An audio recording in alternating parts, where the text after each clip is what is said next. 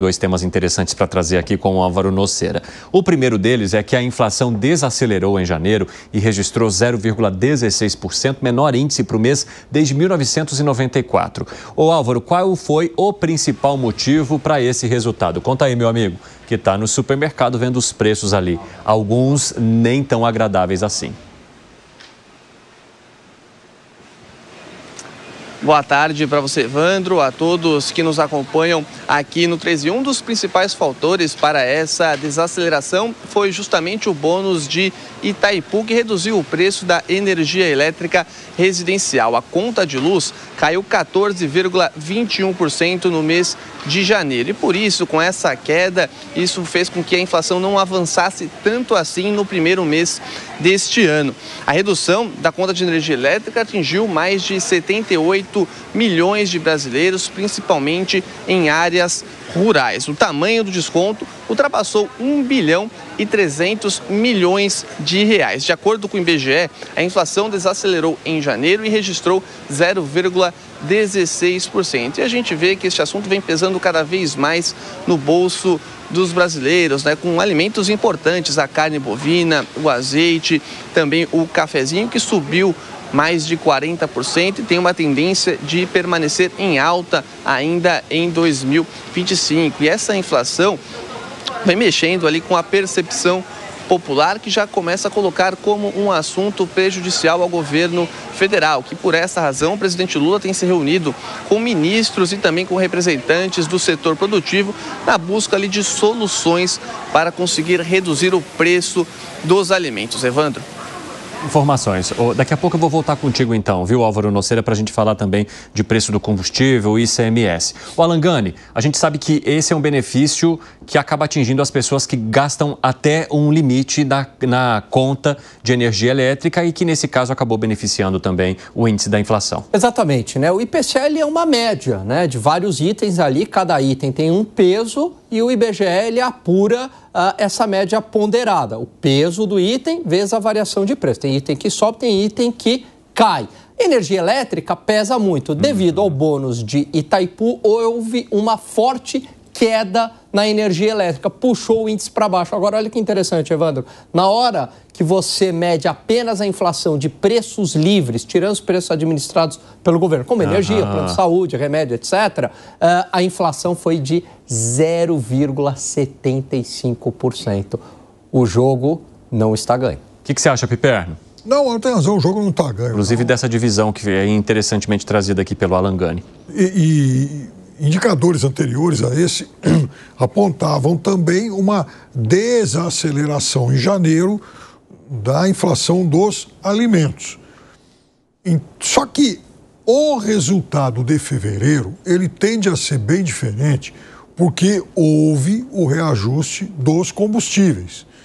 Então, ainda eu diria para você, um período aí muito curto para a gente falar em tendência, né? Houve uma queda pontual, ótimo, tem que ser celebrado, mas está cedo para falar em tendência. Eu quero aproveitar que você tocou no ponto dos combustíveis, que é exatamente sobre isso que eu quero conversar mais uma vez com o Álvaro Noceira. É que o vice-presidente do Concefaz, Luiz Fernando Pereira da Silva, afirmou hoje que os estados aceitam ou aceitariam uma perda na arrecadação do ICMS para não onerar e elevar demais o preço dos combustíveis, porque a gente sabe, por exemplo, que houve uma composição no ICMS que fez o preço da gasolina subir e, no caso do diesel, houve uma recomposição ali no preço da Petrobras, que já elevou o preço do diesel, que mexe também com uma cadeia do transporte rodoviário aqui no país.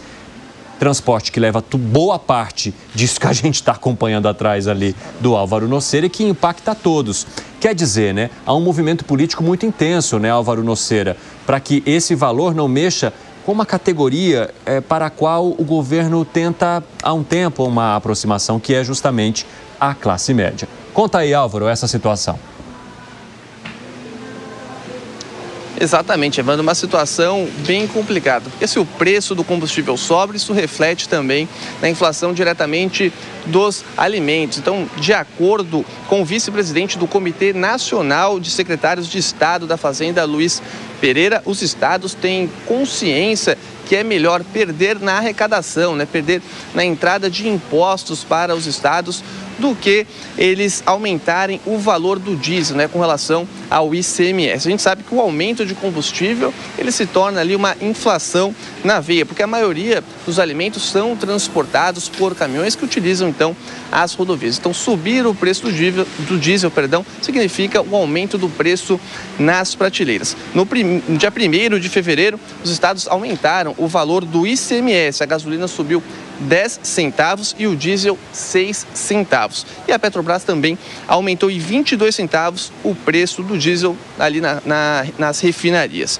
Ou seja, há uma preocupação ainda maior das pessoas com relação ao preço dos combustíveis, somado a isso o preço dos alimentos e a inflação no geral. A gente trouxe a informação que a inflação ela desacelerou muito devidamente por conta daquele bônus de Itaipu, que reduziu o preço da energia elétrica. Mas a gente segue acompanhando, trazendo todos os detalhes com relação à inflação brasileira. Evandro. Obrigado pelas informações, Álvaro Noceira, um ótimo trabalho para você. Ô, Gustavo Segré, o quanto esse movimento político ele traz pressão, Porque a arrecadação ela é muito importante para os estados. Só que o que acontece, Eles começam a ver também uma possibilidade de diminuição nessa arrecadação a partir do momento em que o preço começa a subir demais, porque hoje os governos recebem o ICMS a partir do combustível vendido. Então, há uma balança muito importante aí que eles precisam analisar, fora a questão de avaliação política da população, ou seja, o que poderia levar a uma queda de popularidade desses governantes. De que maneira que você acredita que isso vai se organizar também por conta da pressão que o combustível gera na inflação de alimentos, que hoje é a pedra no sapato do atual governo? Então, é por pura e espontânea pressão, Evandro, como você muito bem mencionou. Quando aumentaram os combustíveis no governo anterior, foi diminuído o impacto da pressão fiscal federal e, através de uma determinação do Congresso, foi limitado em 17% o ICMS para os estados do combustível. Isso foi alterado. O governo federal, nesse mandato do presidente Lula, trouxe de novo os impostos federais para combustíveis e os estados aumentaram também o ICMS.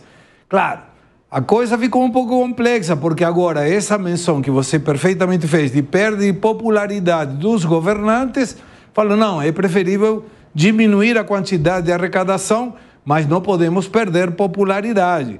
Então, aceitamos diminuir o ICMS. Ora, por que aumentaram então? Por que não deixaram em 17% como era a legislação anterior? Segré, e rapidamente, antes de você continuar o seu argumento aí, eu preciso só chamar o último break da rádio, que está já um pouquinho atrasado. O pessoal da rádio volta já. A gente vai estar falando dessa questão relacionada aos combustíveis. Pode continuar, meu amigo.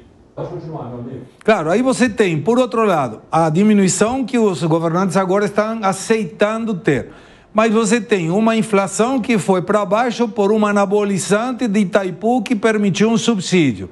Você tem uma economia que em 2024 cresceu por esse anabolizante. A fala que mencionou Alan de 0,75, quando você tira esses preços controlados, deveria ser um alerta. Mas o que é comemorado? O menor índice de inflação desde 1900 e bolinha para o mês de janeiro. Maravilha. Mas agora tem um presidente incentivando o crédito. Isso vai ser outro anabolizante para a economia. A inflação está crescendo. Nós vimos ontem o amigo do Piperno, o informe Focus, que aumentou em 0,7%, 0,7% o indicador, de 5,51 para 5,58. Você vai juntando todos esses insumos, esses ingredientes do bolo, e o bolo denominado inflação para 2025 começa a preocupar. Por isso que os governadores estão aceitando diminuir essa arrecadação para que a popularidade deles não se atrapalhe como está atrapalhando a popularidade do presidente. Fala, Zé.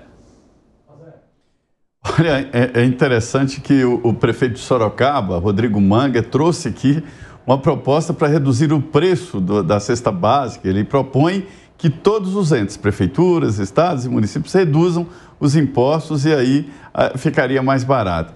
A inflação da mesa realmente caiu, mas eu vi preocupações técnicas aqui sobre um aumento de uma inflação especial que é de serviços, e uma área muito forte e sem substituição. Não tem como importar serviços e nem substituir serviços por uma manga ou por uma laranja, né? Então, a inflação de serviços está subindo e é um indicativo forte que não há uma estabilização.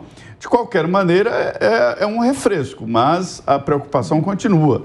Inflação não é brincadeira. Foi, Gani? Não, Zé, você tem toda a razão. A inflação de serviços chegou a 0,78% em janeiro, e que eles chamam de serviços subjacentes, que tiram alguns itens muito voláteis, como passagens aéreas, chegou a 0,83%. Se a gente anualizar isso, ou seja, se todos os meses vierem na casa de 0,78%, 0,80%, a inflação aí está o dobro da meta. Ô, Gani, eu só quero ouvir sua análise sobre essa possibilidade, então, de se abrir mão de um imposto que é importante para o Estado, para não pesar, seja politicamente ou no bolso de quem utiliza hoje o combustível. Olha, lá atrás eu defendi, desde que haja condições fiscais para isso, eu sou a favor. É muito melhor uma medida de desoneração fiscal do que controle de preço, que eu sou absolutamente contra. Fala, Piperno.